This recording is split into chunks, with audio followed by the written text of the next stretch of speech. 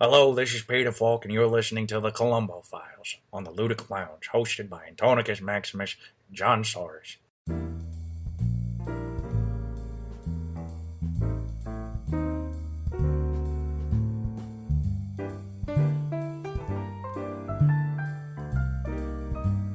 Guess who's back? Back again. Who's back? Ludic's back. Back. Tell a friend. Tell a friend.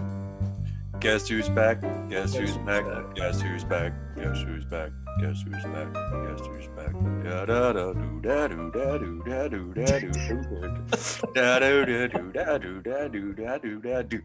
Don't strike me for copyright. We've created a monster because nobody wants to hear John or Anthony no more. They want Columbo or chopped liver. But if you want Columbo, this is what I'll give you. A little bit of this and a lot more of that.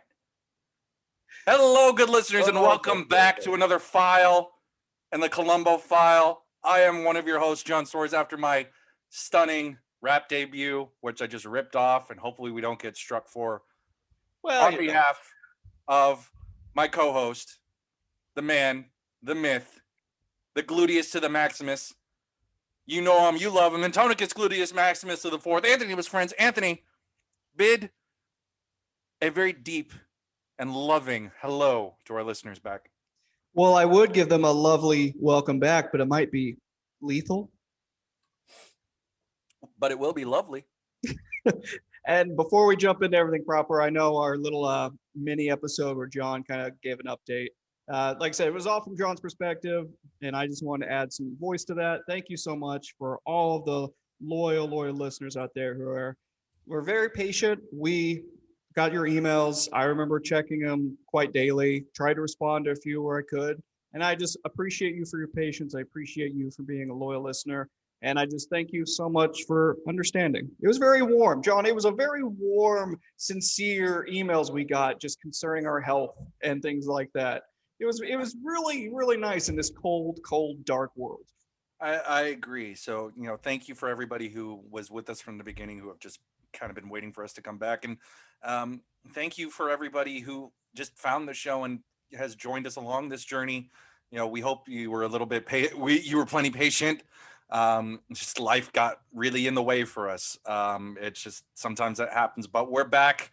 4 months later. We're not 6 months back like this episode was between episodes, but we're ready.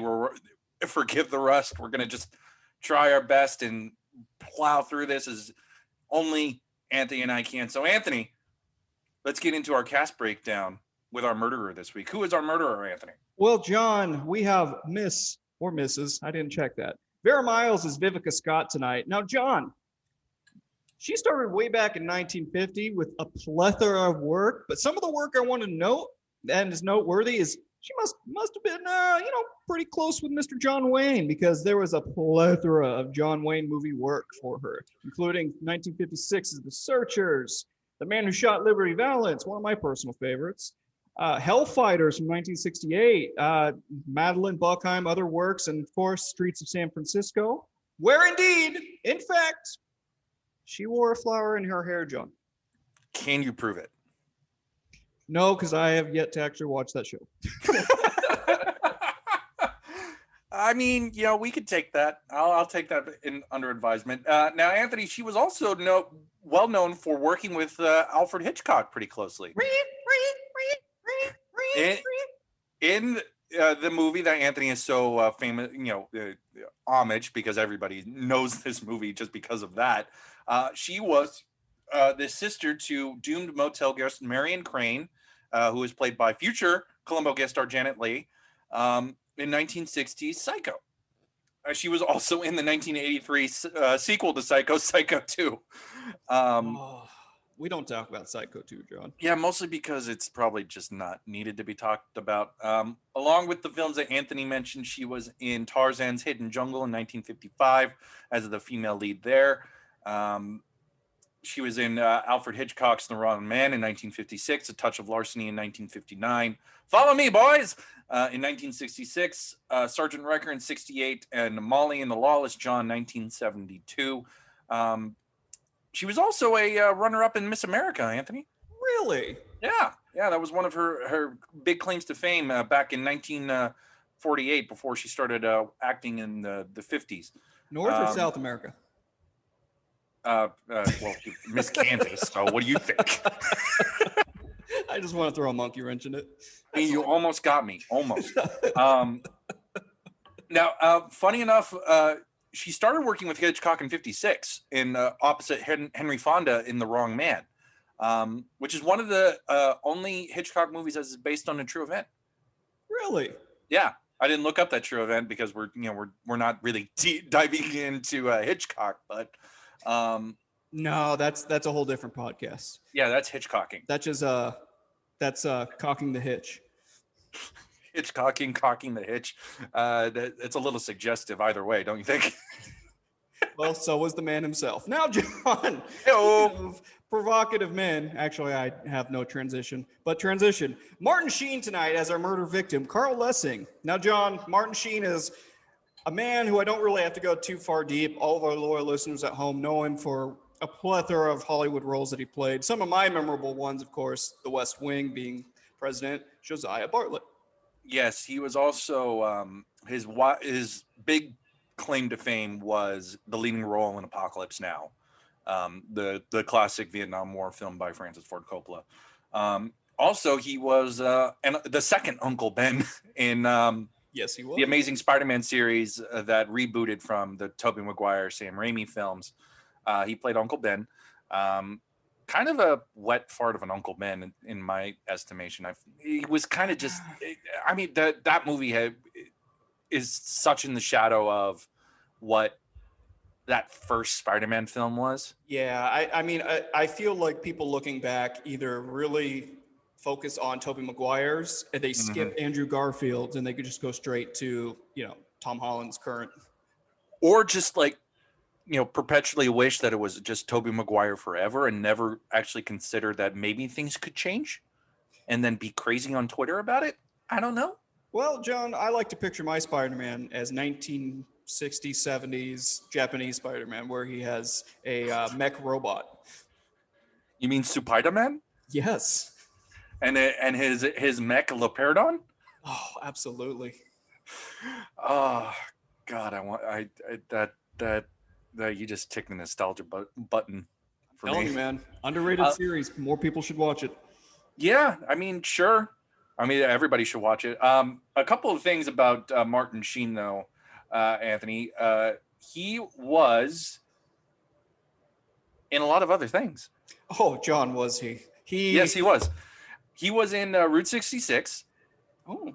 The Outer Limits, Mission Impossible, Ironside, Hawaii Five-0. One of my dad's favorite shows, Mannix, because we had to do that. He was in 2 different Stephen King adaptations. He was the evil. Have you ever seen The Dead Zone with Christopher Walken? No, but this impression's a dead zone, John. Hello, this is now the Walken cast. We're doing dueling Walkens, and they're both bad. The ice is gonna break. I think I broke Anthony. Why did you go for Batman Returns? That wasn't Batman Returns. That was from The Dead Zone, Anthony. Was it? Oh, yeah. I could have sworn that was a line he used in Batman Returns. No. The Dead Zone is an adaptation of one of the King's earlier novels, and Walken plays a psychic, if I recall correctly. He can see the future, and Martin Sheen plays the. Wait, hold on. Yeah. Stop. I'll pause. I'm sorry, loyal listeners. Are you telling me that Christopher Walken played a fortune teller? Not really. He could see. I think because he died. He had a near-death experience. He could glimpse into the future. Okay. It's a great movie, but John, what did it sound like? It sounded like this. I'm telling you, the ice is gonna break, and we're gonna get bad emails saying, "Don't do Walken again." I mean, to be fair, you got to knock the rust off the impressions, man. I know. I don't know why, but that one got me.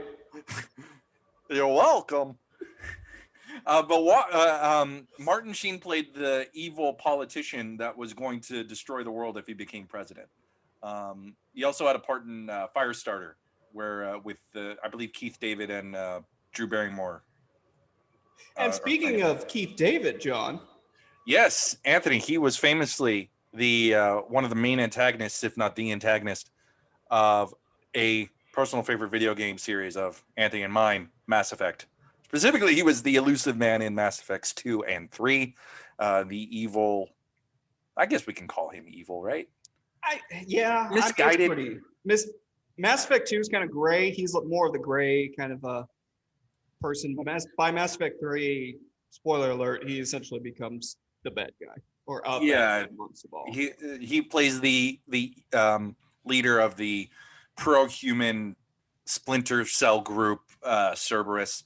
He also had a part as the bad guy in one of my childhood favorites, Spawn, with Michael Jai White, based on the Image Comics character created by Todd McFarlane. Was he? Yeah, he was in that. He had a bad dye job, too. Martin Sheen. Swear to God, he's in Spawn. I do not. I mean, I haven't watched that movie in 20 damn years. Excuse the cursing, but He also had a voice part, Anthony. He did some other voice work before he did Mass Effect. He was Sly Sludge in Captain Planet and the Planeteers. Who? Captain Planet. Who? Captain Planet! Oh my God. Of course. You know what? Yeah, I do remember. Oddly enough, I remember him more in Captain Planet than I do in Spawn. I know, right? Transition. We're good at transitions, but not really. John, would you be talking about Vincent Price, who tonight is playing David Lang? That's right. He's the thriller. That was Vincent Price? Can we cut that out? Cut that out? No, I'm leaving that in. Was that supposed to be Vincent Price? Yeah, that was, I guess it was supposed to be Vincent Price, but let's, just forget that ever happened. Fair enough. He was very well known for his voice and also having become a recognizable horror movie star following 1953's House of Wax. Yeah. He ended up being put into other cult horror films or successful horror films, depending on how you cut it. These included The Fly, House on Haunted Hill, The Tingler, which is a very noted cult classic, The Last Man on Earth, Theater of Blood. House of 1,000 Dolls. Yeah, working with Roger Corman on Edgar Allan Poe adaptations, like The House of Usher, The Pit and the Pendulum. And more importantly, good citizens, this is TV's Batman, Adam West, because Vincent Price played the villainous fiend, Egghead, the excellent leader of crime. Holy omelets, Batman! We sure are scrambled. Voice parts, he I think most people would recognize him from the Disney classic film The Great Mouse Detective, where he played Professor Ratigan. Oh, Ratigan. I don't remember the song, so you're gonna have to take the lead. His icon, but I'm only seeing those two verses so we don't get sued. And, they can take whatever Eminem leaves them. He was also in Tim Burton's Edward Scissorhands, which was his last theatrical release. Oh, okay then. Well, I'll be. Yeah, and of course, famously was part of the monologue in Michael Jackson's Thriller in the 80s. Yes. I would say that's probably one of his more memorable. I think that's the thing that's probably going to be the one tidbit that kind of carries him on into eternity. Yeah. But John, tonight we have seeing Barbara Allen as Shirley Blaine. Yeah, that was it's hard to kind of talk about Cyan Barbara Allen. I hope that's how I pronounce her name. Well, I said it one way, you said it the other way, so either way, we'll be covered. Potato, Columbo, whatever floats your boat. I'm just trying to get in the bad jokes today, buddy. Oh, man. So I don't really have much biography about Miss Allen. I know that she had appeared in a lot of the popular shows of the mid to late 70s, early 80s. I have her listed down as appearing in The Waltons, Kojak, Adam 12, The Incredible Hulk, Cagney and Lacey, and finishing off her career with an appearance in L.A. Law. Excellent. Alongside with that, theatrical-wise, Billy Two Hats, 1979, where she played Esther Spence, and a movie I've never heard of, never been on my radar, called You'll Like My Mother in 1972. Huh. That's fantastic. I mean, I've never heard of that movie, but it's fantastic. She got a good paycheck, I hope. Speaking of getting paychecks, John. Yes. Fred Draper tonight is Dr. Murchison, and boy, did he cash a lot of Columbo paychecks. Yeah. Let me tell you why he cashed a lot of Columbo paychecks. He was good friends with Peter Falk and John Cassavetes. Oh, of course. So that kind of is my ham-fisted way into talking about something that has come out in the time that Anthony and I have been on a hiatus. There is a new book coming out that is about the behind the scenes of Columbo. Our good Columbo fans will probably know about this book already. But for those of you not in the know and are curious about behind the scenes stuff, Shooting Columbo, the life and deaths of TV's Rumpled Detectives, not the life and times, though it could be, by Mr. David Koenig, like Walter Koenig. Oh. David Koenig, there we go.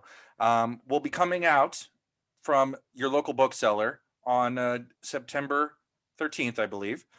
There was a pre-sale through the publisher Bonaventure Press earlier this month in August. I was able to get one of those. I have the book in hand, Anthony. Ooh. And I'm going to be filling us in with some juicy tidbits when the time comes. Because there are a few juicy little tidbits about this episode and things in general. And that's why I mentioned that Fred Draper is friends with John Cassavetes, because that is something Falk would do constantly, which was just give his buddies some parts. That happened with two other members of our cast this week, John Finnegan and Bruce Kirby, who played the unnamed sergeant and the lab technicians. We will get to them, I imagine, later. But they were hired primarily because Peter Falk was just like, I got these guys, they'd be good for it. Let's give them some work. Yeah, that makes and sense. Peter Falk got his way, usually. Yeah, that makes sense. Now, John, for full transparency to all the loyal listeners, this is a unpaid plug. John really raves about this book. He's already diving deep into it. And so, Mr. Koenig, if you're listening, you don't have to pay us, but if you could send me a book, I'd love it. I mean, I hope that works for you. And John, tonight, of course, our episode is written by Jackson Gillis, directed by someone new to Columbo, whose name I just not familiar with. At least I don't remember. It's Genoa Schwach. Yes, he is a French director. And funny enough, he was hired because he was a horror film night gallery veteran. Part of something I learned from Mr. Koenig's book is that the executive producer, Doug Benton, once Gillis submitted his script, decided to make this into a little bit of a horror movie, specifically the Universal Monster movie, a little bit of a tribute to those films. So that's why we get Psycho star Vera Miles. That's why we get Vincent Price. That's why we get Swark, our director. I hope I didn't butcher his name too bad. And that's why the score is a little bit horror-y. Yeah, definitely. Yeah, and funny enough, Cyan Barbara Allen had just appeared in a thriller called You Like My Mother, like you said. And that was considered, horror adjacent, so that's why she got picked. And there's a little factoid about, her work that we'll get to as it comes up. But Jeannot is still working, as far as I can tell. Really? I mean, he directed episodes of Grey's Anatomy, Anthony. Oh boy, I know way too much about that show. As do I. I think our wives have a very similar taste in shows that they just like to have on in the background. Yes, they do. We could probably do a Grey's Anatomy podcast just based on our foreground knowledge. Maybe. I don't. That might be giving me too much credit. But Jeannot has been a very busy guy. He did episodes of Ironside, It Takes a Thief, Night Gallery, some more modern stuff. He did episodes of Ally McBeal, The Practice, Jag, Heroes, Smallville, which, funny enough, he has a Superman connection beyond Smallville. He directed the Supergirl movie in the 80s. Really? Yes. He also directed Christopher Reeve in a different movie. He directed the film Somewhere in Time, which is a sci-fi romance movie starring Christopher Reeve and Gene Seymour.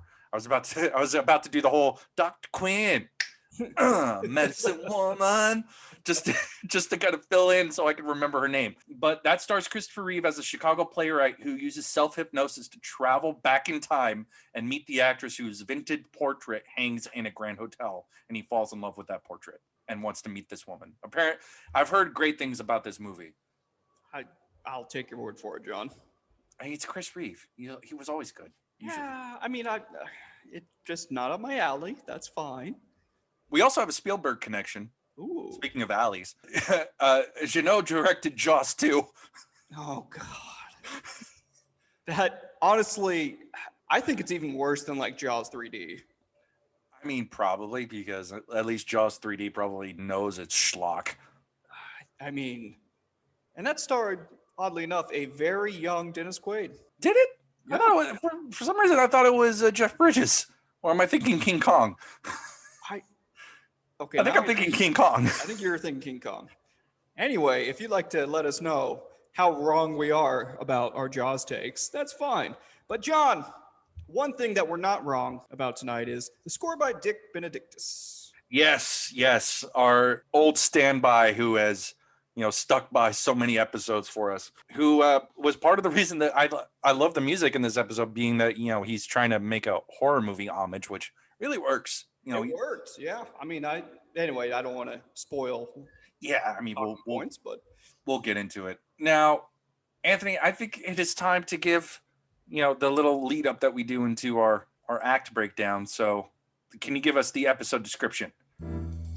I could, John, but I forgot to write it. We'll see you, loyal listeners, at the start of Act 1. This is going to be a goofy one. Had to call me on the one thing I didn't write.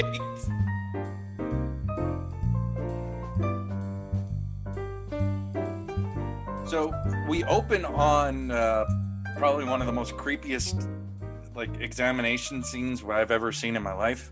Yeah, this is where I first picked up on the horror vibe that you mentioned, right? It's just because instantly we're taken into this odd, I wouldn't even call it a surgery room. It's just an odd observation room. I have a fun fact about this observation room. Ooh. At least according to IMDb trivia, which take with a grain of salt. This lab apparently was the same operating room that was used in A Stitch in Crime. That would make sense, right? Hollywood likes to reuse their sets. Yeah, apparently this is the lab at Beauty Mark. What am I saying? The Beauty Mark is the fake place that they're at. I'm dumb. This might just be a set. I don't even know if it's a real place. Let's move on because I'm being a goofball. Well, John, in this creepy horror vibe of an opening, we get doctors taking pictures. We get very, very super creepy close-ups. We're getting scrapings off of women's cheeks. It looks like it's some kind of knowing more background about the episode and just what the people that we're dealing with. This is a cosmetic trial because they are just scraping off pieces of makeup off of these women. And the horror movie vibe kind of gets leaned into by comments from Martin Sheen's character to his superior, trying to comfort him. It's like, how many years did Dr. Frankenstein spend on his research in order to perfect things? But Dr. Murchison, our very sweaty doctor, drunk. Very drunk, super drunk, so drunk that he cut somebody. Because that's what I thought. Did you? He did cut her, right? Yeah, no, he did cut her. It was a gash. Yeah. So the way it's shot really leans into the horror things, and it's honestly some of the more interesting shots in this entire episode, in my opinion. It's when it feels like they're actually trying to do something interesting. A lot of the setup for the framing of these shots just doesn't really work for me personally. It feels very, very bland. Yeah, and as we continue through the episode, we'll kind of touch on those bland parts and bland mentions, but you can definitely see that they took a lot of effort to put into this intro. I mean, even down to Dr. Murchison grabbing a canister, going, "A miracle, that's all I want." And the music from De Benedictus really helps sell that manic quality that he has. And this is where we get our title sequence and seeing that Dr. Murchison is very much a drunk. Yeah, and from here we get a dramatic cut to a runway show, John. And the most boring runway show I've ever seen, and it might be held in Lee Grant's character's living room. It might be, actually. I mean, that's what it looks like to me. So the transition here comes from Dr. Murchison looking at a picture of a woman in his office, and then we see this woman. We don't get her name, but then we meet Vincent Price, who is escorted by a young woman, and Vincent Price is just being Vincent Price and chewing the scenery. It's really great, to be honest. And he's got a pretty decent toupee on, I will say that. I mean, I like to hope that was a toupee. But they are clearly some kind of competitors. We learned that Vivica Scott is the owner of a company called Beauty Mark. David Lang is some kind of competitor to her. Yeah. We are introduced to Shirley, And Cyan Allen. Yeah. Sorry. Absolutely. And we're getting all of this through some really good, I really enjoyed the narrative introduction, like how the narrative is just, because you could tell like Vincent Price and you could tell Vivica that, I'm just calling him Vincent Price because his character name is whatever at this point. But you can tell that they've had a chemistry, a background to some point. You can tell that they've been in business together for a while, or at least, opposed to each other for a while. Yeah, there's definitely been some history. There's animosity. It's good exposition to kind of introduce what the setup is going to be, at least what you think the setup is going to be. At most, it's a good introduction to the characters. Yeah, and a fun fact, John, I mentioned the bit about the toupee. I remember watching this episode, taking my notes, and like, oh, that's a decent Vincent Price toupee. And then Vivica immediately says that to him, essentially. Do you think part of it is just your memory is like playing tricks on you? It's like you're remembering dialogue, and it could have been. It could have been, because I probably watched this episode a few times. It could have been even before the podcast. Now, this scene with them exchanging barbs is one of the places where I'd like to talk about the poor choice in shots, because it's a lot of talking heads. It goes like Vivica trades, and it goes to a headshot frame, from the shoulders up frame of David David Lang, Vincent Price, and then going back to Vera Miles, and then it's too much back and forth. I would have liked to have seen a little bit more. I imagine it's probably due to the time constraints that they had, since they only had a certain amount of time to film these episodes. But it's just it didn't work for me at all, and it just made it feel very bland. And that's a very good point, John, because I even mentioned how I enjoyed the narrative and how it's introducing it, but it all felt kind of rushed, which honestly I appreciated, because you're getting down to the characters, you're getting down to everything. But they must have been on the time crunch, like you mentioned, because again, it was just like, oh yes, I'm David Lang, and I am your competitor. Oh yes, I'm Vivica, what's her face, and of course I'm going to be one of the protagonists. And this is Shirley. You'll probably see her later. Yeah, especially when we get some kind of clue in that Shirley passes Vivica a program that she quote unquote dropped, even though Vivica is holding on to a program. We don't learn anything about this quite yet, but we remember it in the future, dear listeners. What we do get, John, is one of my favorite lines, I think, in the entire episode, where Vivica is starting to say her farewells to her competitor. And she goes to, essentially, she turns to David Price and says, I'll send flowers to your funeral, and just walks out. I was like, God, man, brutal. Way to be brutal. My goodness. I completely forgot about that one. I highlighted it because I was like, my goodness gracious, that was a brutal, and like, I just want to use that line in everyday life now, essentially. Agreed. Speaking of brutal, though, we go to a brutal business presentation, Anthony, about this is our next scene where Vivica is now dealing with her day-to-day business of this new anti-wrinkle cream, which she seems to be putting all her eggs into for this product. It's supposed to be the ultimate anti-wrinkle cream. It's supposed to make wrinkles disappear. Yeah, essentially, and this is, we heard it from Dr. Murch earlier, now we're hearing the same phrase repeated essentially from Vivica, but Vivica is trying to find a miracle, which is going to be the name of the anti-miracle, of this anti-aging cream, essentially. And we find out essentially this is going to be a last-ditch effort for the company. Yeah, it's either this thing succeeds or Beauty Mark as a company will no longer succeed. And David Lang will come in and seal the deal and take the company for himself. Now, Dr. Murchison wobbles in. Wobbling might be too light of a word. He just stumbles. Yeah, and he is very much into his cups. So much so that he bluntly says that he had kept testing the wrinkle cream even though he was not supposed to. And we are given information from Dr. Murchison that the formula that Vivica had last seen was not finalized.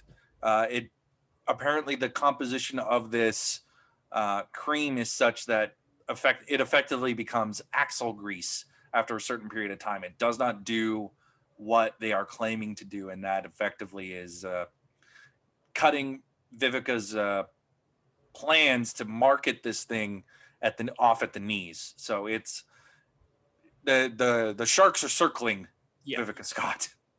And this transitions to a plot twist. Shirley Blaine's a spy? Apparently, David Lang's secretary is apparently doing industrial espionage, and is feeding Vivica information about Lang's business.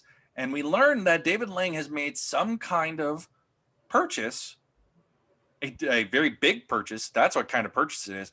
It's a $200,000 purchase of some particular cosmetic formula that Shirley beats Lang to analyzing it, but then she, instead of giving it to him, she gives this information to Vivica, all in the chances of her getting a better job with Beauty Mark. Essentially, a Mr. Smith got a $250,000 1973 money, which turns out, John, to be $1,537,179 and a nickel in today's 2021 dollars. That's a lot of trips to Italy, Anthony. Absolutely. And essentially this Mr. Smith, we find out, because Vivica asked Shirley Blaine for a description, it kind of seems to be a little bit like a very young Martin Sheen. Yes, Carl Lessing is his character's name.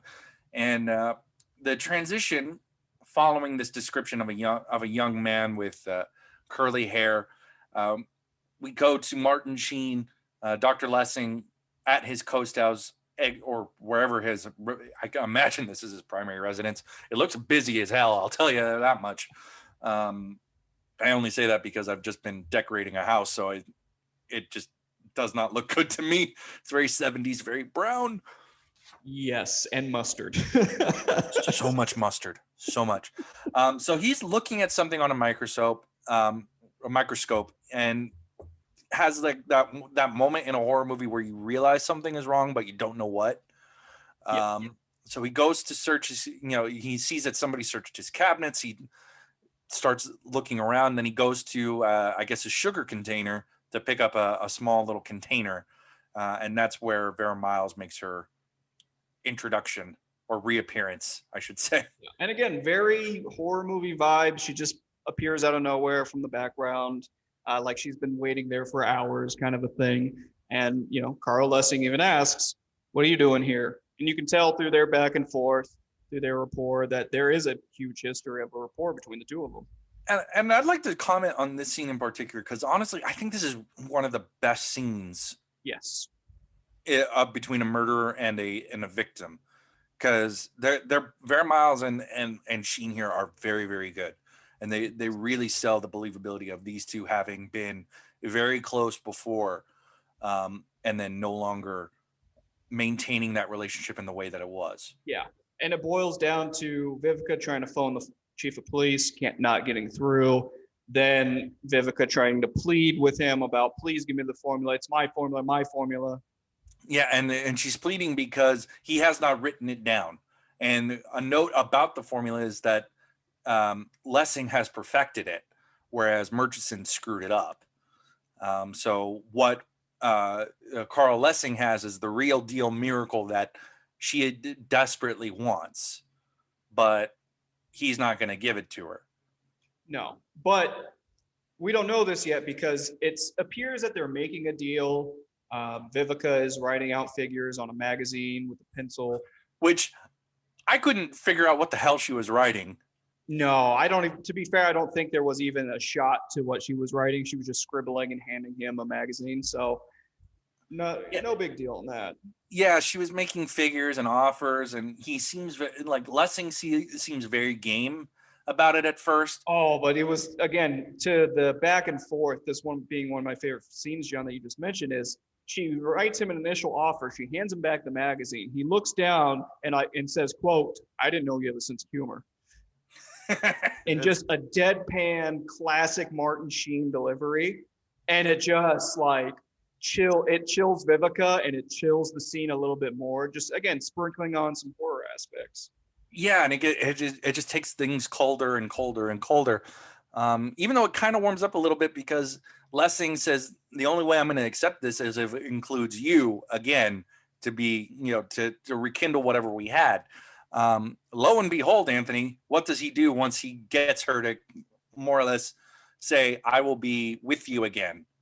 Oh, yeah. So you think they come to terms, they agree to terms, and then all of a sudden he just turns, does a complete 180 and says, "Get the hell out of here," essentially. Like he was setting her up just so that he could throw back the offer in her face. And I cannot emphasize enough, and loyal listeners, hopefully you've watched this episode already or getting to this episode, but I just cannot emphasize the nonverbal communication too. The nonverbals that, in addition to the dialogue that Martin Sheen is doing, folks, is he has his hand behind her hair in a loving gesture, saying like, "You don't know how long I've waited to hear those words. You don't know how long I've been waiting." And it seems loving. And then he just does a quick 180 and he like grabs the back of her head, again, a la horror movie style, and then turns it down completely.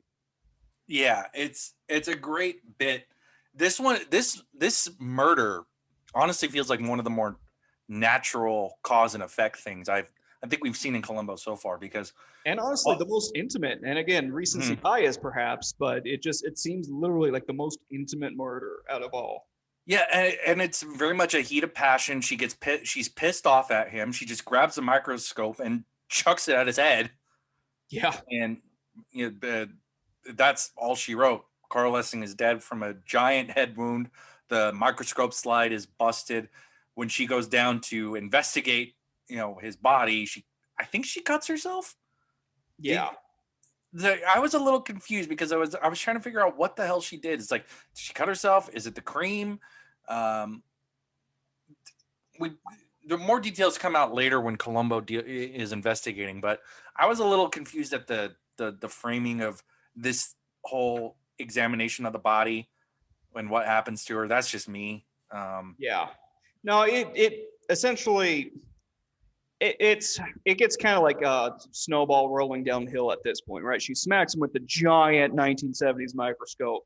And then from there, it's just like a quick, I need to check, I need to get out of here. You can see it was a heat of passion kind of a murder, because she instantly was like, oh God, what did I do? But she grabs her stuff, grabs the canister, and just bolts out of the house. Yeah, and I believe somebody pulled up, and that's why she decides to get the hell out, if I recall correctly. Perhaps it was just all kind of 1, 2, 3. Yeah, I think they could have just like set up a little bit more detail about what was going on, but I mean it works, but I guess it's just me having some wishful thinking. And speaking of wishful thinking, John. Yes. Columbo arrives on the scene the next day. With another hard-boiled egg. with, of course, another hard-boiled egg. And Columbo is very sleepy. He's trying to figure out where to put his eggshells. He's checking the mail. Notices it was picked up.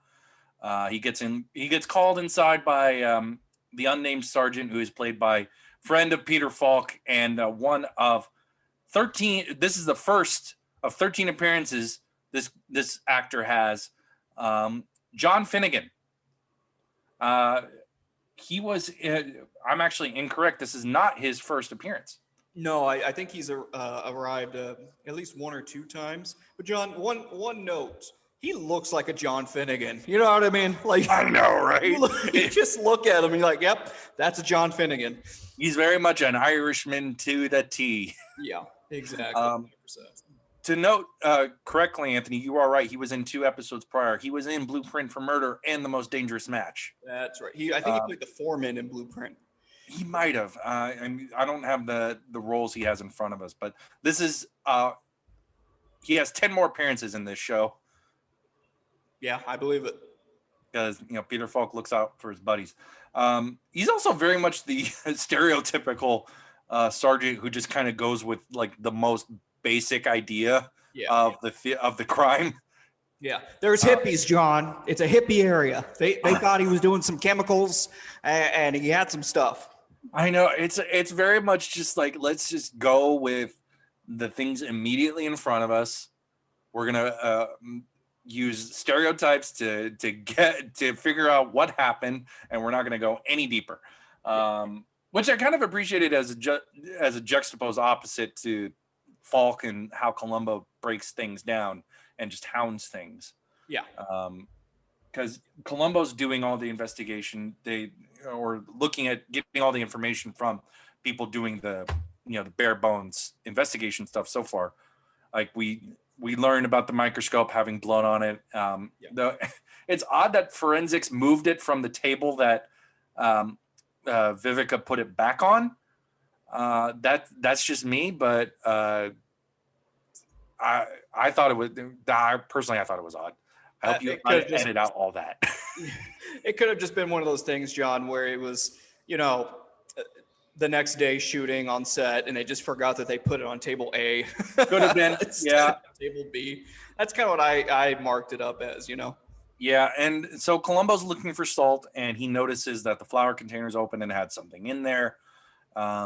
We see that Vivica's picture was on a dartboard that had been thrown out a couple times. Yeah.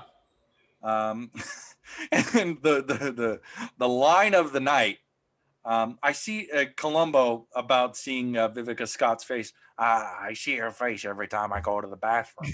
It's like, Lieutenant, do you have something you want to tell us? Seriously. And they start noting that, or they start talking to the travel agent, right? Because that's when he shows up. Yeah. So essentially, they find the octagonal thing. They're talking about Vivica, and Columbo's harping on unnamed sergeant about how he's single, and that's why he doesn't identify Vivica's picture off the bat. And then we just have the guy's boss is here, and Columbo's like, wait, who's boss? Yeah, and before we proceed to talk about the travel agent, Columbo mentions Vivica Scott because all of her beauty products are used by women all over the place, and that's why because Columbo's married, he recognizes it, and the sergeant isn't married, so he doesn't. Yeah. The travel agent apparently had sent an assistant over to Lessing's house to check on him because Lessing had put in a number of reservations. Apparently, he was about to go do a single man's waltz through Europe. Yeah. And according to his financials, he did not have the money to do this.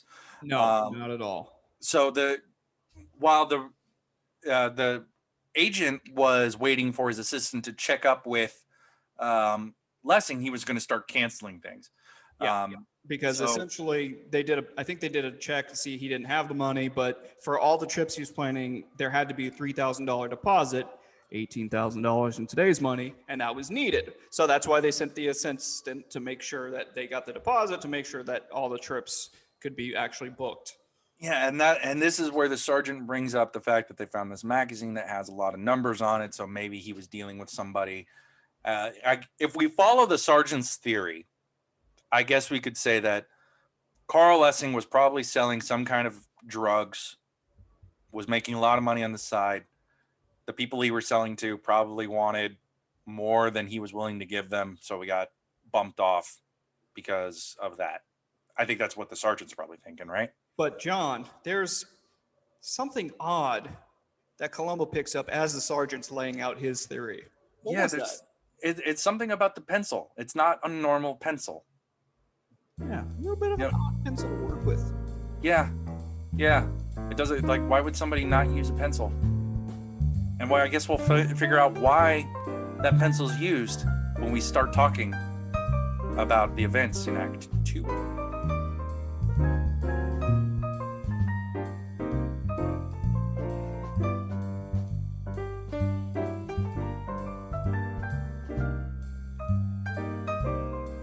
John, Act 2 opens with Vivica arriving at the office, and she just waltzes into a photo shoot.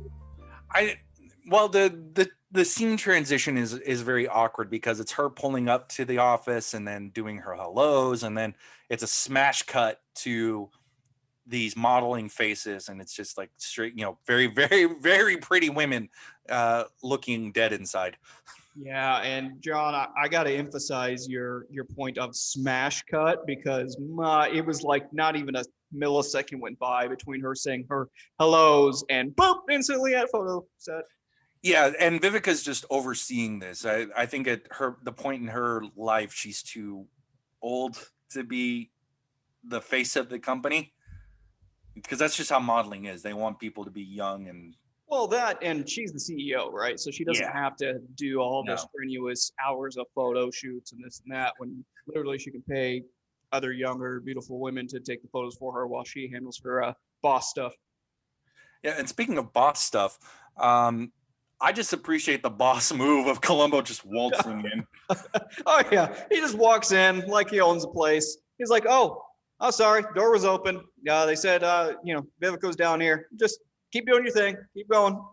Yeah, it's such a Columbo move, and it's such a perfect example of how refined Peter Falk has gotten the character at this point. Because we're 2 seasons in plus 2 pilots. He knows what Columbo's doing at this point.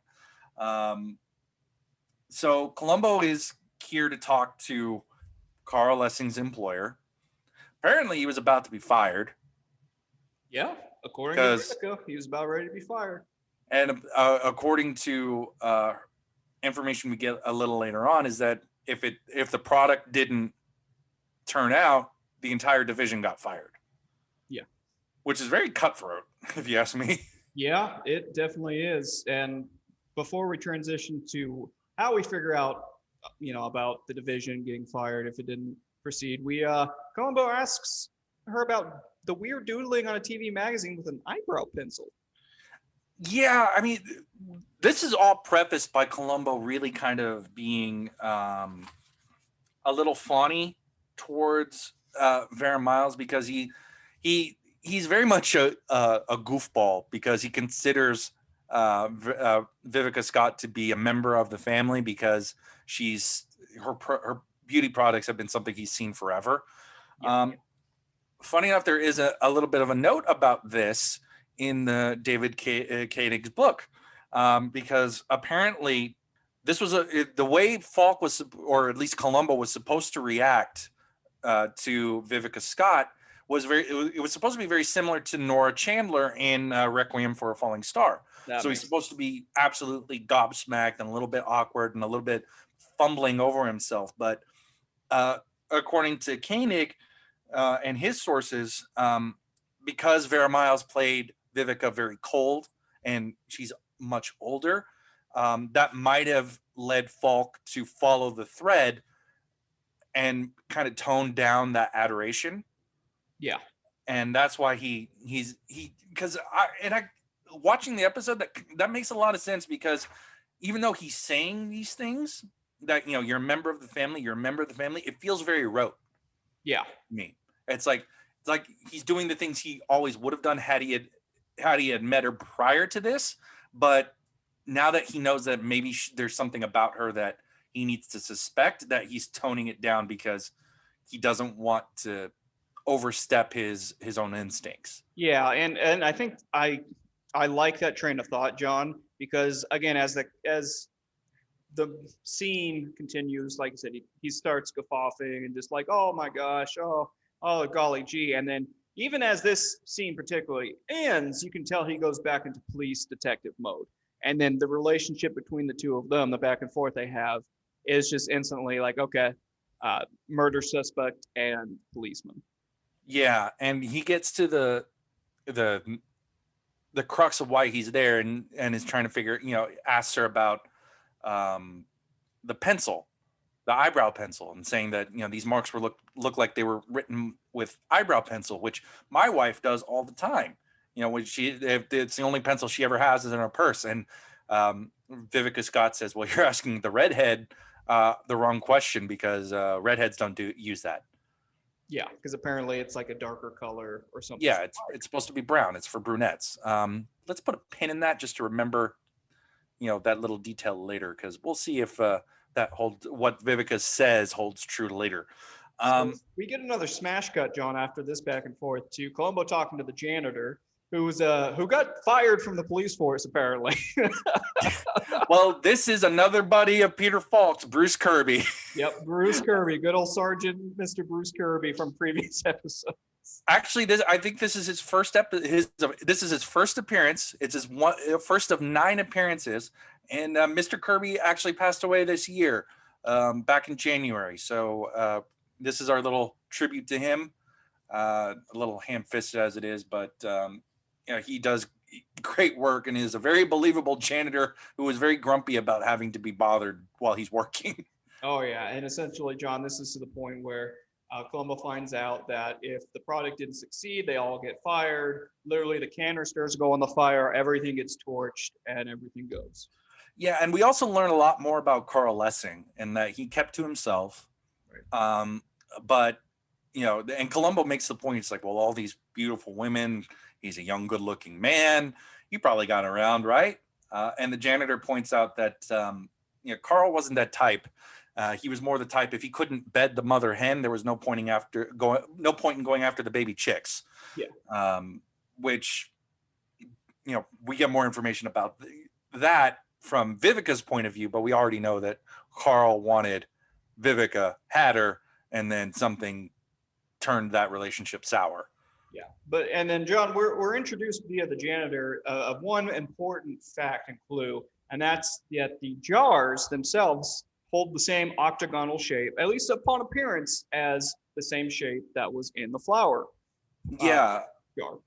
Apparently, every project gets their own special container. Whether that includes different bottoms, I don't know. The way the janitor made it sound is that everything is custom made particular for this project so that they can identify the project. And that's why they need to be destroyed, because otherwise they would indicate the information about them would be useful to other companies, so on and so forth. Now with this information, we go back to Vivica. Yeah, and again, John, we talked about smash cuts, jump cuts, whatever you want to call them, but honestly, it's the one stick I have about this episode is that it's just it's shoe polish, right? But it's shoe polish that's not meandering. It's shoe polish that's like chop, chop, chop, chop, chop. It's like, okay, go to Vivica, go to the janitor, go to Vivica again, go to the janitor again. It's a lot of whiplash, isn't it? Yeah, exactly. Yeah, I would agree, because it just, from that sense, it's just like it doesn't create a rhythm that I think that somebody like Spielberg had. And that's something that I think that the show loses, just because it's in the nature of a film studio to kind of control TV shows like this. They want a uniform style that they can repeat every week, because the directors aren't going to be repeating. It's going to be a different director every single time, right. With a few exceptions. Essentially, they want a formula down to where, it doesn't matter if it's Joe or Sally directing that week. You have to still follow your ABCs of Columbo. And we can stay under budget. Yeah, exactly.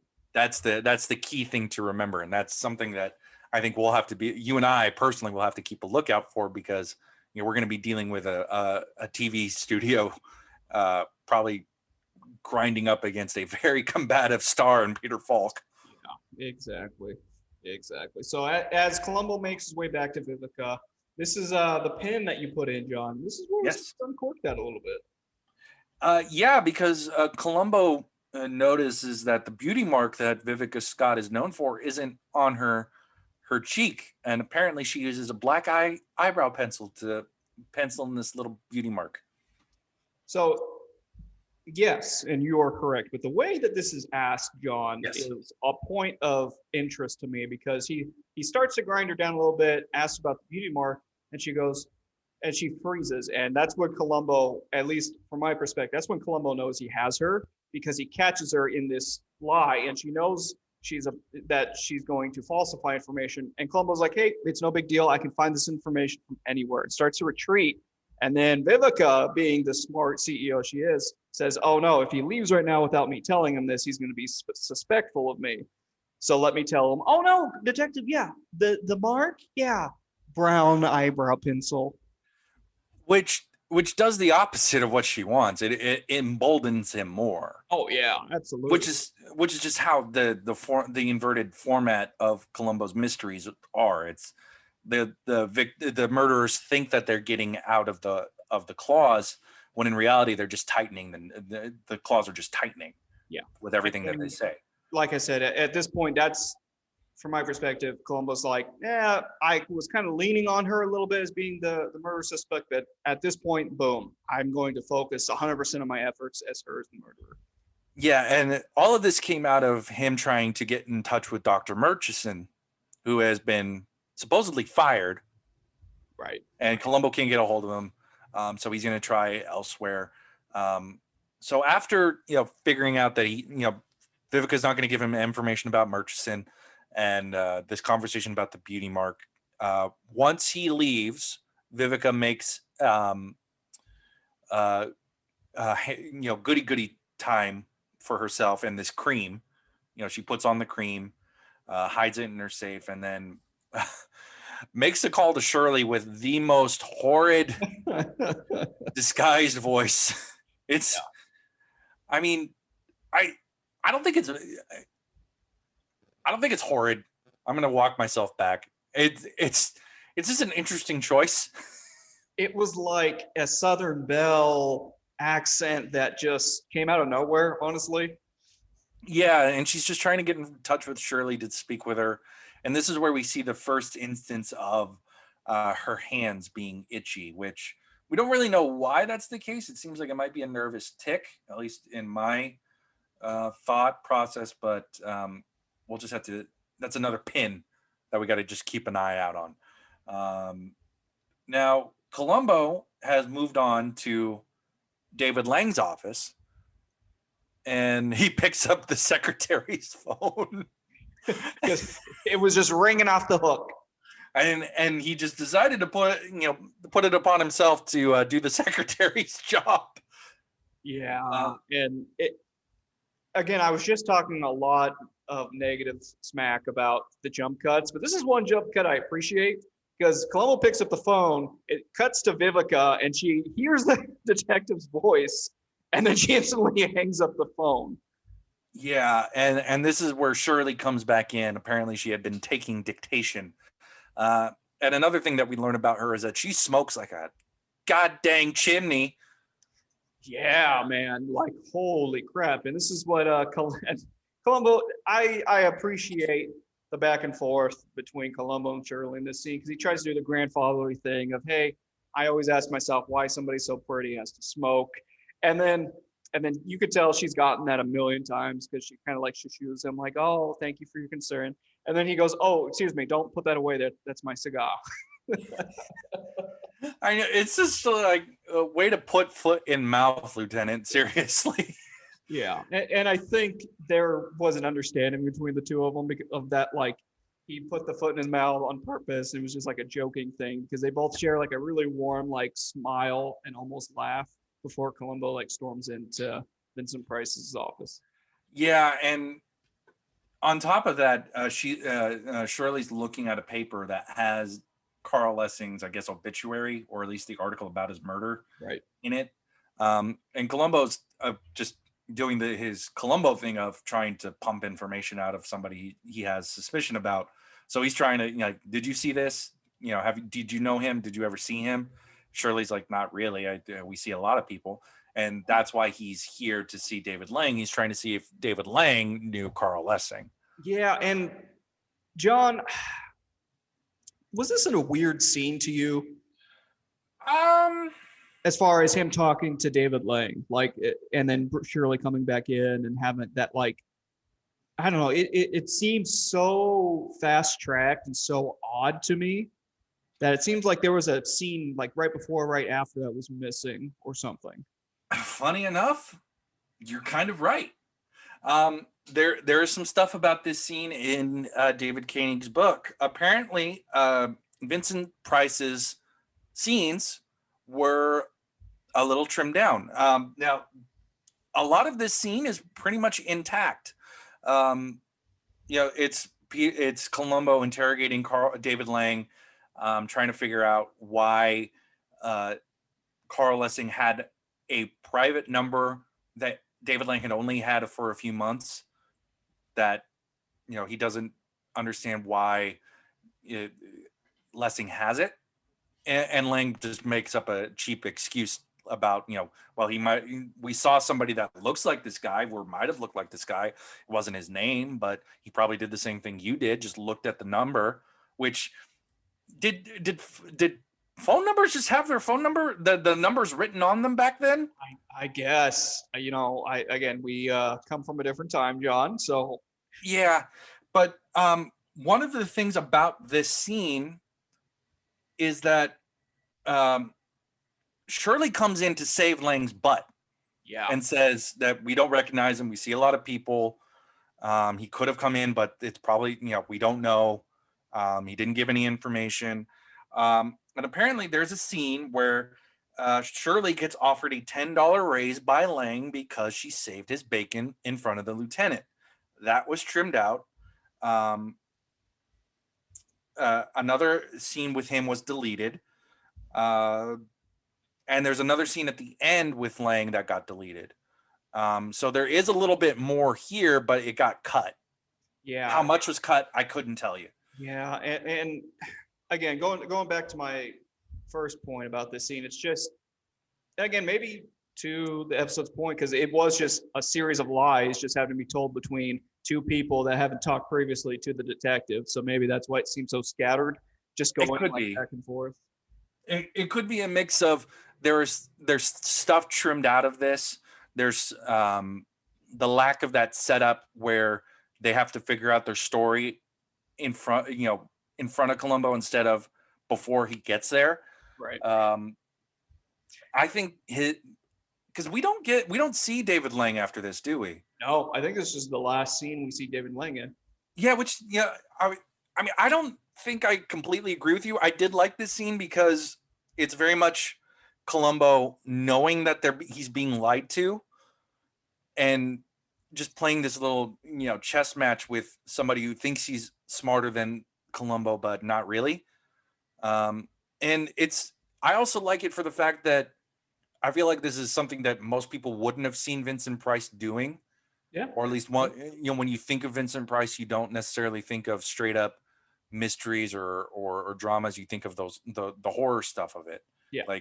I mean, for me, my first experience of Vincent Price was the 13 Ghosts of Scooby-Doo, where he played Vincent Van Ghoul. So that should tell you everything you need to know about where I stand with David Price, or Vincent Price, David Price. Oh my God. John, it's interesting that you talked about the scene with Price offering more money to Shirley on that, because literally the next scene after this, Shirley is with Vivica in a clothing store of some kind. And the first words of the scene is her getting angry about $10. And without that scene prior, it made no sense because she's just getting mad over $10.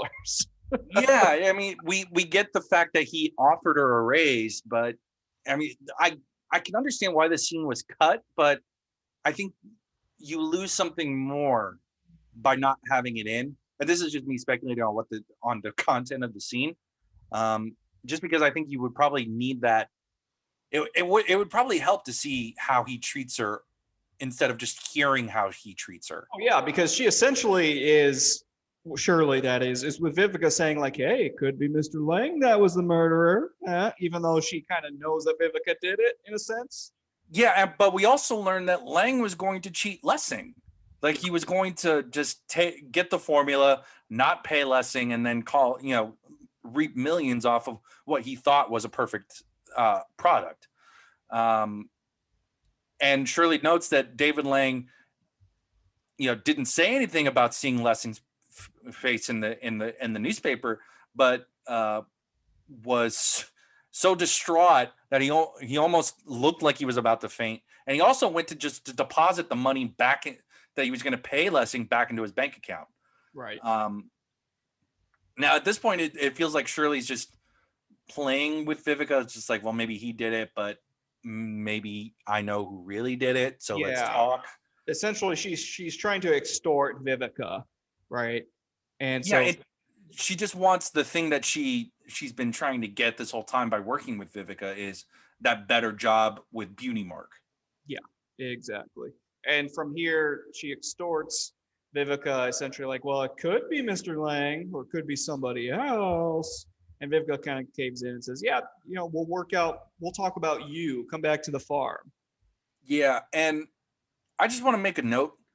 $450 for a blouse? Yeah, right. For the cheapest looking thing you could probably get at a Target? Yeah, seriously. It was horrid, John. Horrid. I think it was like a pink sweater with like a labradoodle on it. I think it was flowers. Maybe it was some sort of, I don't know, some sort of like floral print. I don't know, violets maybe. Floral print in the shape of a labradoodle? Something. But essentially, John, it's funny you mentioned that it's not even worth $450 because in $450 in 1973 money, that's a purchasing power of about $3,000 today. That's just some ignorant business practices. Yeah. We cut to the farm where Vivica's putting something in a cigarette. Yeah, we don't really get what it is. We just know that she's putting something in a cigarette. I assume it's going to be something bad that kills you faster than a cigarette would. Yeah, seriously. Which doing that. Oh, go ahead. I just want to say, and this is more to get your thoughts on it, just to stimulate the conversation. Do you think she's just jumping to an extreme here? Because she doesn't really know what Shirley has, if anything. No, she has no clue. She's just going on the whim that, well, she might know something, so apparently I have to kill her. Yeah, that feels insane to me. Yeah, that's kind of a leap, man. Like, yeah, I guess on the other hand, in her thinking, where does it end, right? Like the old classic story: if you give a mouse a cookie, you're gonna have to give him a glass of milk. Yeah, I mean, at this point, it becomes a question of how much does she need to protect herself, right? Yeah, exactly. So, I mean, in that regard, it makes sense that she's just like, well, I'm going to kill everybody who is even remotely close. But I just feel like it's just such a leap, man, for me. And honestly, though, here's on the flip side. I'm going to give her props because this is actually an ingenious way to bump her off by doing the quick acting poison or something that CSI, essentially 1973 style, will probably not even really. Yeah, I wish we knew what it was because it's just like this crystal, right? Like we don't even see a jar, we don't get anything. Like Columbo makes a reference about something later, but it feels like it's like this magic thing that she's just putting into this cigarette. Yeah, and we don't really know what it is. Pretty much. And speaking of Columbo, John, he pulls onto the farm, and we learn that it's a weight loss farm, which is very crudely called a fat farm. Yeah, I was not too appreciative of that, but I mean, yeah, it's the 70s. You know, to be fair, in those times, and even before 70s, they were fat farms aplenty, and you would go essentially there to lose weight, to sober up, whatever have you, and that was like your thing. It was like a retreat or something. I mean, personally, I wrote it down as an exercise cult, but I mean, they all had matching red jumpsuits. Yeah, and Columbo is very lost, and if I may, I think we missed the first instance of this. He's very itchy. He's got some itch on his hand, and to go back to the forensics scene back in Lessing's house, we noticed that Columbo made a mention that there's glass on the floor, and I think he cuts himself or touches the glass, if I recall. Yeah. That's something to remember for later on, but seeing as how we forgot it, we're mentioning it now. There we go. So I just gotta say, Columbo really had some foot and mouth stuff. This would be terrific about the Fat Farm being terrific for his wife. I'm like, come on, dude. Holy moly, man. Oh my God. It made that line. Very few things in this series make me just cringe. That line, John, made me cringe pretty hard. Yeah, it's like if he had aimed it at himself, I think I would have been fine with it. Yeah. But the fact that it's at his wife, it's just like, oh, come on. I mean, and this depends on if Columbo even has a wife, Right. which, we don't really ever really get a solid confirmation of that. I mean, we don't consider Mrs. Columbo canon in this house. I'm sorry. We do, because there was an episode where Mrs. Columbo is killed or dies. Well, when we get to that episode, we will deal with it. Yeah, that's many seasons ahead. Because I am still very skeptical on whether he does have a wife or not, but that's neither here nor there. That's for one of the file management episodes when Anthony and I start getting into deep, what do these episodes really tell us if he does or does not have a wife? But that's neither here nor there. But one thing that is here, John, is Vivica's getting hounded by Columbo, and she's brush him off because she has to meet Shirley to plant her nefarious plans. But Columbo's just like a dog with a bone on this one. Yeah, I mean, he's even saying to the point where it's like, I'm just going to tag along. You do what you got to do. I will be right here. Yeah. Which, great example of Columbo being a hound. But we get a pretty decent comedy bit out of this because she keeps going across her compound, and they go through like this archway, and apparently there are nude sunbathers. Yes, and Columbo gets very nervous. Columbo takes a glance, goes pale in the face, and instantly turns around. Like, no, thank you. No, thank you. And we learned that Dr. Murchison apparently is here. And, following his encounter with the sunbathers, he's just like, I'm going to go find him and talk to him. Yes. Which leads us to our Vivica and Shirley encounter. Yeah. And boy, John, like I said, the jump cuts, man, the smash cuts. Because we go from Vivica and Shirley having a conversation. Yeah, I'd like to. You're right, because my notes here, at this point, I'm jumping between 5 different locations in my notes. Yeah, exactly. Because there's Shirley and Vivica meeting up, and then it's them leaving the compound, talking on a beach, then Shirley leaving, all while Columbo's talking to Dr. Murchison and I guess Hearst Castle. It looks like Hearst Castle. I mean, I've been to Hearst Castle. That looks like the pool in Hearst Castle. And then back to him talking to Vivica in her own office. This is where I think the jump cutting really gets annoying. Yes, very much. There's no continuity. It's just boom, boom, boom, boom, boom, boom, boom, boom, boom, and you're just kind of, again, whiplash. You made the comment earlier. That's a great and I've seen there are other things where it is bouncing between multiple locations where things are happening simultaneously, and they work. But for whatever reason, it's just the nature of how they cut here and how they edit it. It doesn't work. It feels more impatient. Yeah. And frustrating than useful to the story. It reminded me of just a studio going, okay, look, you only have 3 more hours to finish this. So hurry up and shoot, hurry up, edit. Yeah. And considering how quick we get into the resolution of this episode, I honestly kind of believe that. But let's get into the meat of some things that happen in these events. Because Vivica knocks down Shirley's purse to then switch out cigarettes. Right. And then it goes to Columbo talking with Murchison, which we have a fun little cameo here, Anthony. The masseuse here is actually somebody I think our viewers might know. I'm trying to find my notes for it, but she is Anne Ramsey, who is better known as Mama Fratelli from the Goonies. Oh, I had no idea. She's also the titular Mama from the Danny DeVito Billy Crystal movie, Throw Mama from the Train.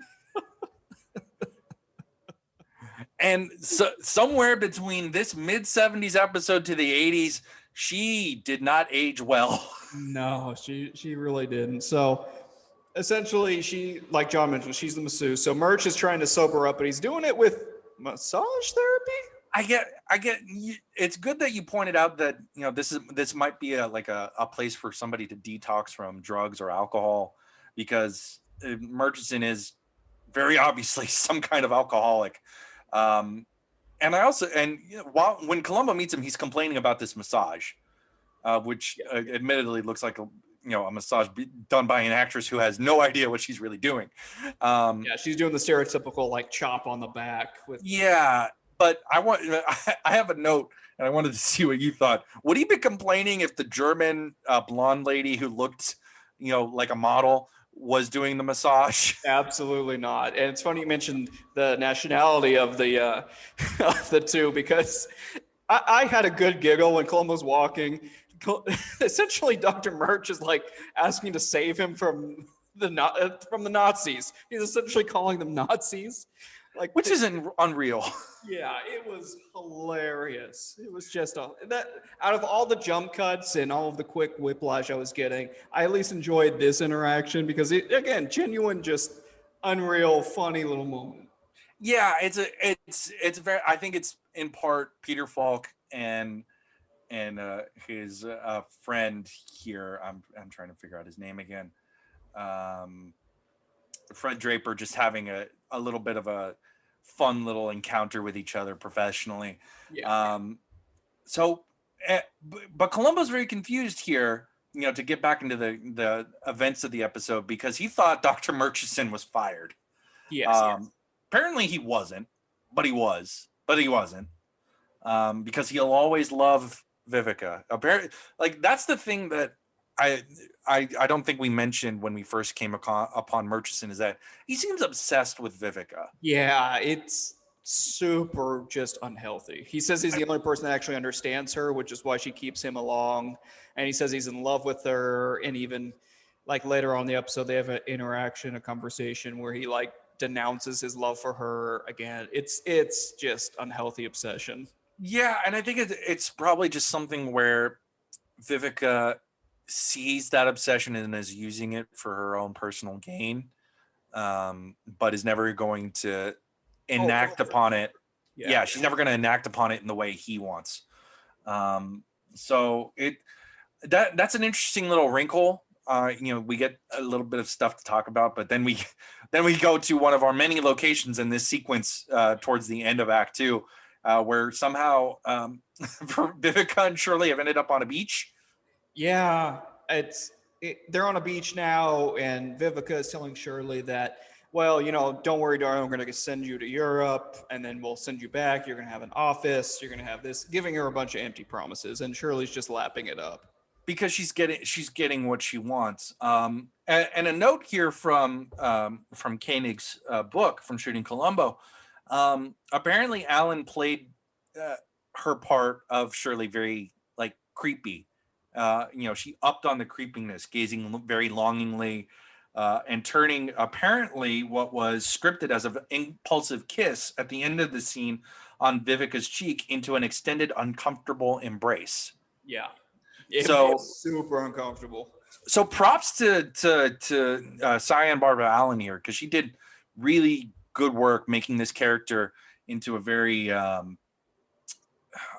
creepy obsessive. Yeah, I agree. And also we should note that Vivica makes sure that she smokes a very particular cigarette. Now, Anthony, I wanted to talk about the end of this sequence, because did you feel that the way Vera Miles played it, that she was remorseful or glad that she knew what was going to happen? honestly, and this is the lawyer answer, but both, a little bit of both. Yeah, I feel like that embrace surprised her, and knowing that it was improv makes that surprise understandable, because Yes. I don't think Vera Miles was expecting that. So I think you are right. It is a little bit of both. Is that she is remorseful that she's not giving this person a chance, but is also glad that she doesn't have to deal with how, whatever comes next with her. Yeah, exactly. And so, scene jump where she's walking back to the farm. While she's doing that, scene jump to Shirley driving up, smoking the cigarette. To jump back to Vivica talking to Columbo again. It's just, John, buddy, and loyal listeners listening at home, this is just, I just cannot emphasize enough the series of jump cuts that is going on, and it just amplifies more and more as this scene is coming to a close, because it's just Shirley driving, Vivica talking to Columbo, Columbo talking to Vivica, Vivica now is talking to Columbo, and now Shirley's back driving and starting to get dazed and confused, and it's just, boy howdy, it's just a lot of whiplashing shoe leather. Yeah. But John, Yeah. I digress, because essentially, as all this is, jumping back and forth, we do see Shirley's ultimate demise. She crashes her car, and then the conversation that we're getting between Vivica and Columbo is that Columbo reveals that the red jar clue to Vivica, and essentially that gets her attention, because now she's like, uh-oh, he has this physical clue and knows that it was in the flower pot of Carl Lessing's house. And so now he's really starting to go essentially into the part where she's like, okay, he's really super, super onto me.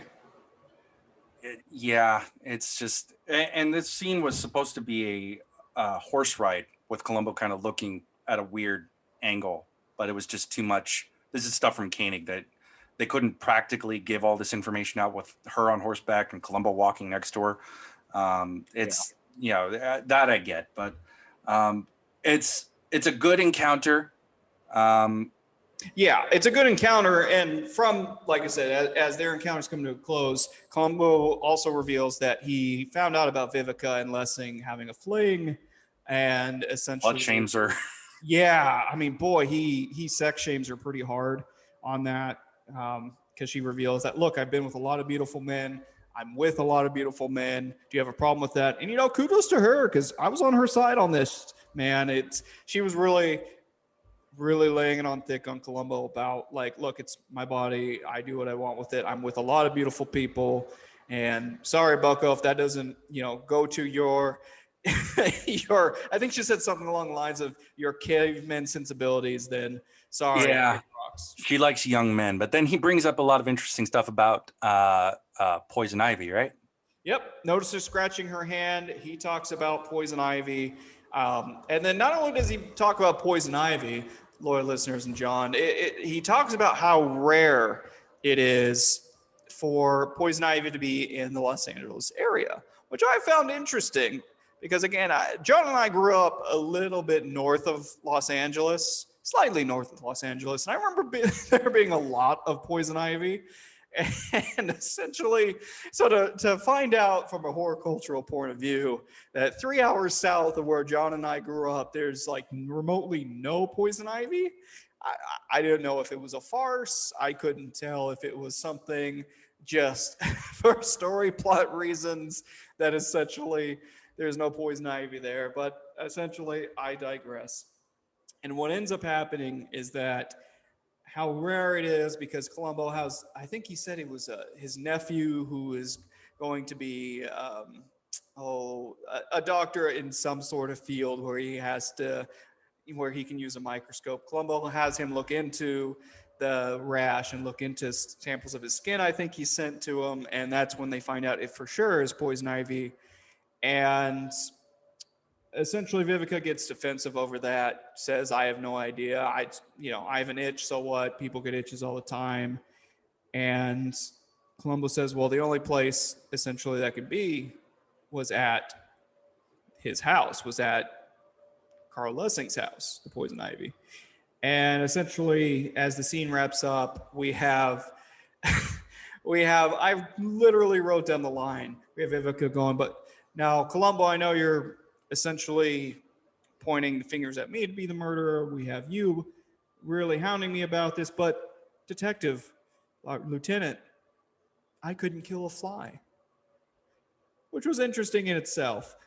But what's more interesting, loyal listeners, is we've come to the end of Act 2. So stick around to Act 3 and how Columbo catches her, essentially.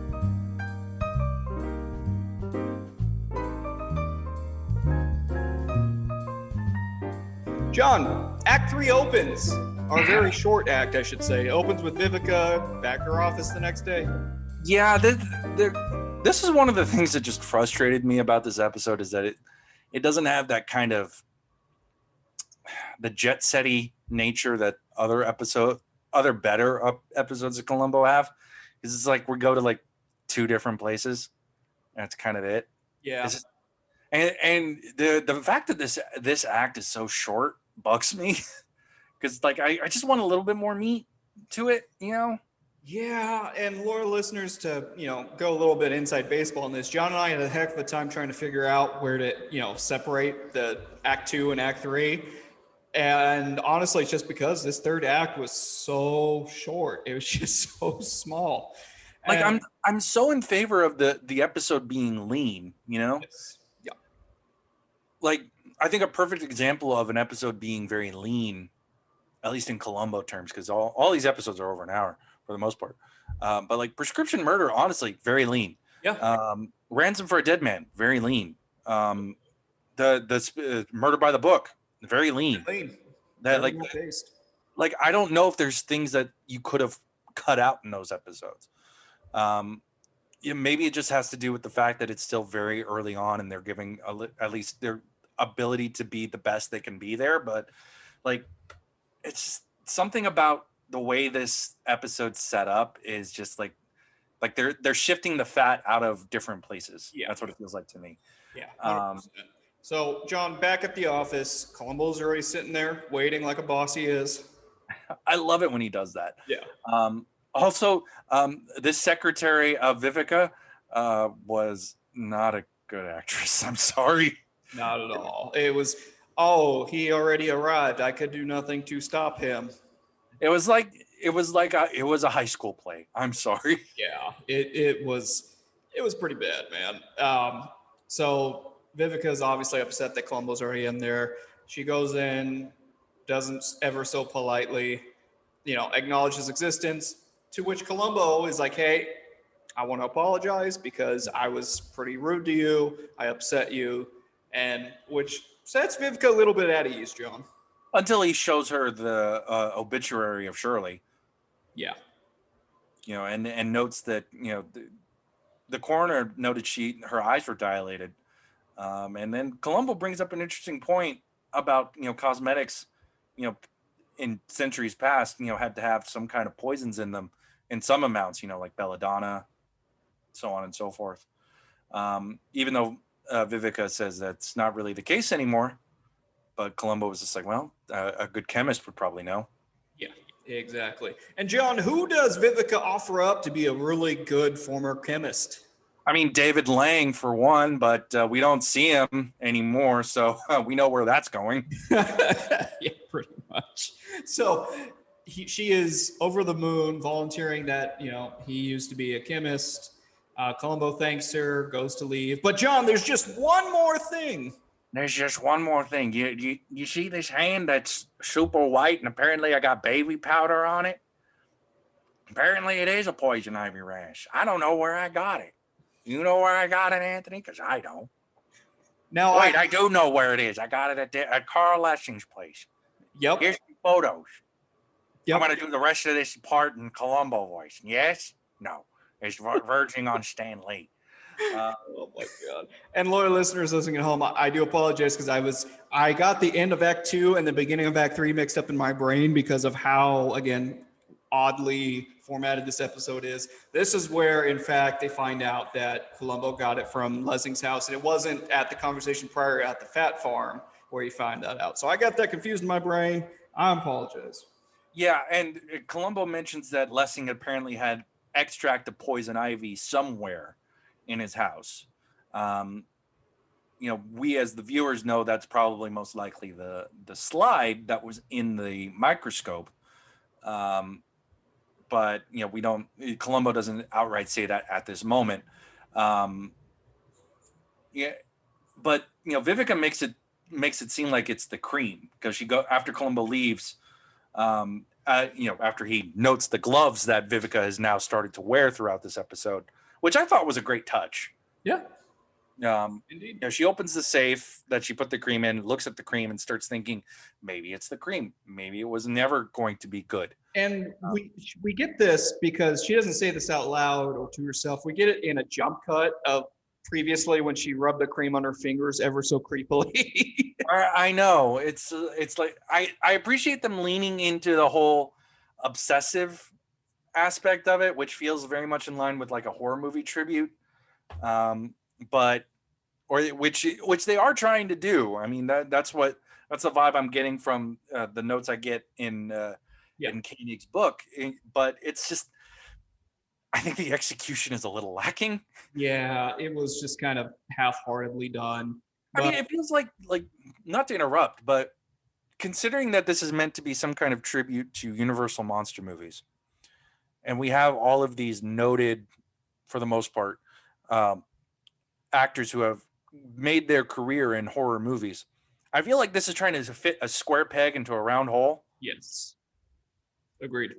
At least in some regard. And if they put some more thought into it, maybe that, maybe the episode might be a little bit more fluid, but it feels like they're just like, let's just lean into this, horror tribute thing, make it a little creepy, but not really follow through with it.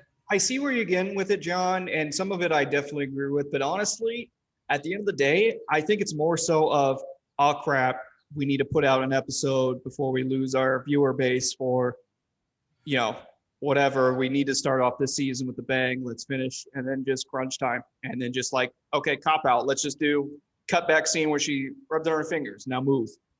Yeah. And now we move back to her compound. I'm not going to call it the name she gave it anymore because that's just dated 70s nonsense. But Vivica meets up with Dr. Murchison again, who I think apparently, if I recall correctly, he's being massaged again. No, he's exercising on an exercise bike, sweating profusely. Yeah, and still calling the Germans Nazis, right? Yeah, pretty much. She wants him to analyze the cream and make up, I guess a copy. She's trying to just, get this better version of the miracle cream back so that she can save her company. And remember the pin I put in earlier when I talked about the creepy obsession of Dr. Murchison and Vivica? Yes. Yeah. So I'm going to unscrew that pin a little bit here and just say, yeah, John, we get another sense through this conversation where he's like, of course, darling, I'll do it for you because I love you. Of course, whatever you need. And apparently he turned into an Italian. Yeah, I don't know where that was going. I mean, hey, what are you going to do? So, I'm just going to blame it to the rust. Yeah, there we go. Just blame it on the rust. I blame it on the boogie and I blame it on the rust. In a Murchison's case, you can blame it on the alcohol.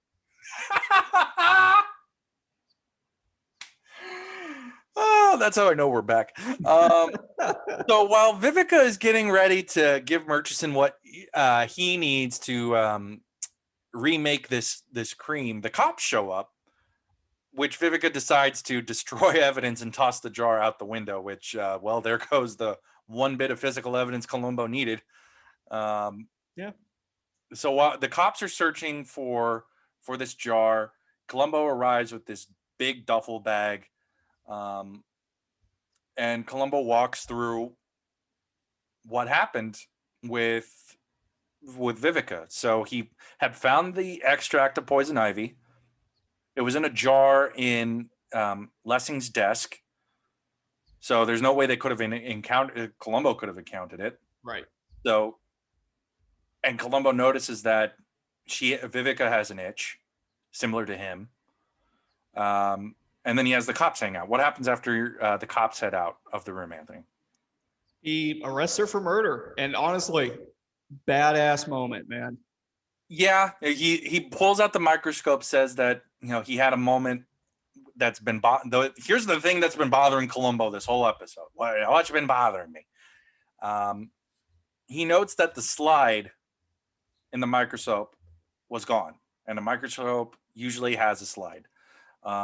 Plus, there's the glass on the floor. So the only thing that could have given Vivica poison ivy was her reaching down to the floor and coming in contact with the extract of poison ivy that was on the slide that got smashed. Yep.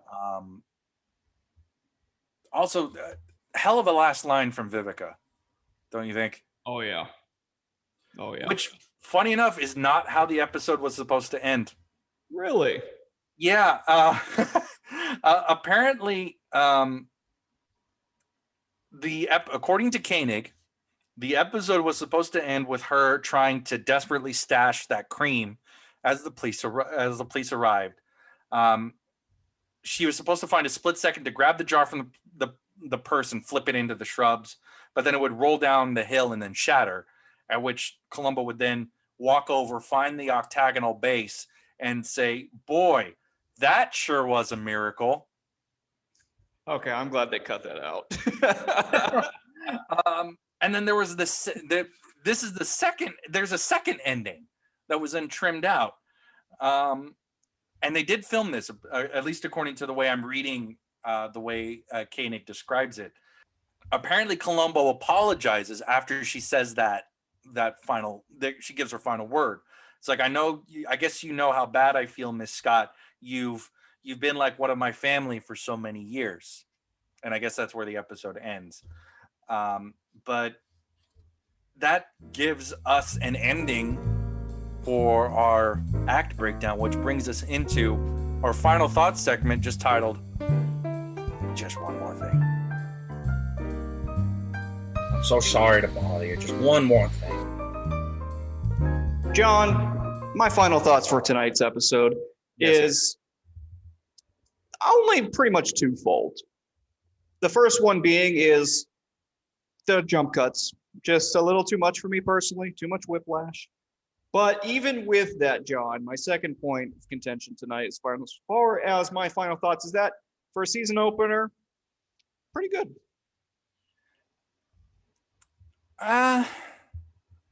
Could have been better. Yeah. Is where my final thoughts kind of lie. I think I know, and this is probably something that I should have mentioned up top, because prior to our little hiatus, you and I had spoken about and had said on air, we are going to do an episode of a ranking of the episodes so far as for the series as a whole. Obviously, we are not doing that because we want to just get to the content. But I think this would be very, very near the bottom for me. I think that there are very standard, by the book Columbo episodes. This one just feels lesser, and I think that's in part to the way this episode is edited and the way the shots are framed. Yeah. For me, at least, it's just like it feels too. It does, like some of the better episodes of Columbo feel dynamic to me. Yes. Even though there is very much a formula to how these episodes are shot, and that's just the nature of episodic TV from a certain era. There's not much innovation that's supposed to happen in TV. It's just in TV at this time, at least. It's supposed to just be garden variety entertainment. Yeah. I think the other thing is that I feel like I've seen more interesting takes on the character that Vera Miles is playing. Like, I feel like Lee Grant could have come back and really killed this. Yeah, I agree. Lee Grant was great. I would have liked her name is escaping me, but our lead from the episode that Leslie Nielsen is in, Lady in Waiting. There you go. Lady in Waiting. I would have liked to have seen Susan Clark maybe handle this, but I mean, Susan Clark's not necessarily model pretty, so I don't necessarily think it would have worked. But I think Lee Grant would have probably killed this very well, and I think she and Falk would have made that whole admiration thing a little bit more palatable for me. Yeah. That's the thing that I'm not sure I 100% think worked well. But honestly, John, it didn't work well, but it was only introduced within like the first 5 minutes of them meeting, and then it flipped the script, right? And then it was just chasing a killer. And that's the saving grace of it, is that it starts off as Columbo being a little fawning, but then he makes the decision, I'm not going to let that get the better of me. And I think in a modern show, that would have been something that would have been tied back directly to Requiem for a Falling Star. It's like he learned a lesson there. Sure. His admiration got in the way of him doing his job.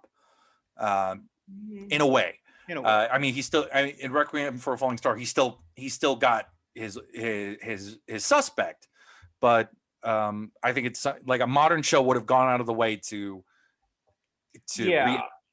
it would have done like a flashback to that episode and some sort of moral there. But I also feel like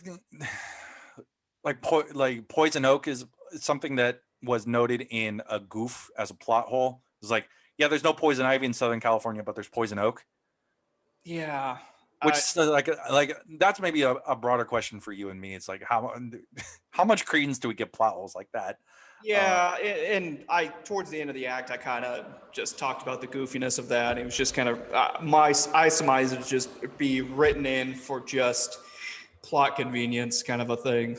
And I'm glad you mentioned goofiness, because that's what frustrates me about this episode a little bit, is that the goofiness could have really gotten turned up, and we would have gotten something from like the ABC years, Yeah. In like in this episode. And I think this is kind of the first indication of where the show ends up kind of going, even if it is still enjoyable. Well, that's the thing, John. For a season opener, again, it's not going to be in Tude and Black. Like I figured it wasn't going to be something of that nature. And again, maybe it's just rose-colored glasses because we had the hiatus. Yeah.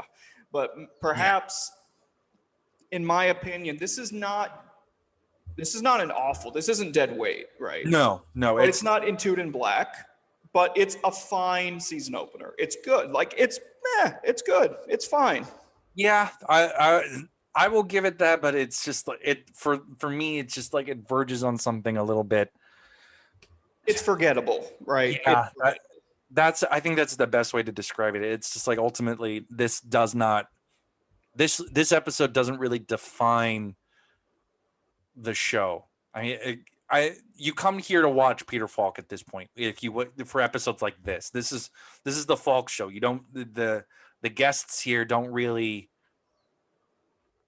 light him up in a way.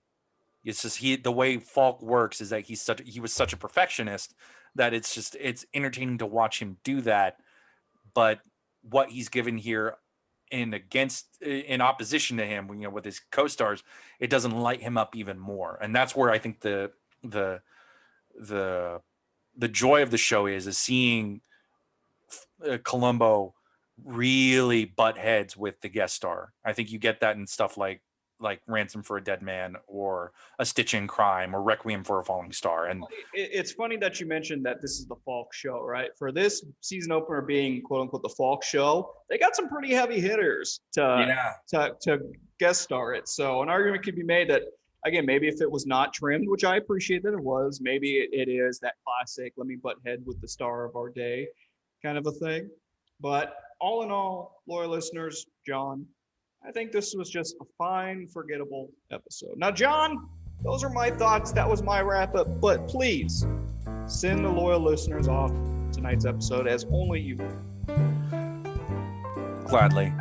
But sadly, because I miss you all.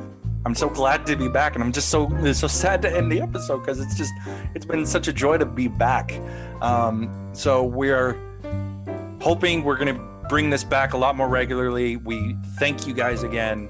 We thank you all for listening, for your kind notes. We really appreciate it. On behalf of my podcast brother from another mother, Antonicus Gluteus Maximus IV, I have been John Soares. This has been another file in the Columbo Files, and we just want to thank all our loyal listeners. Thank you. Thank you very much. Good night.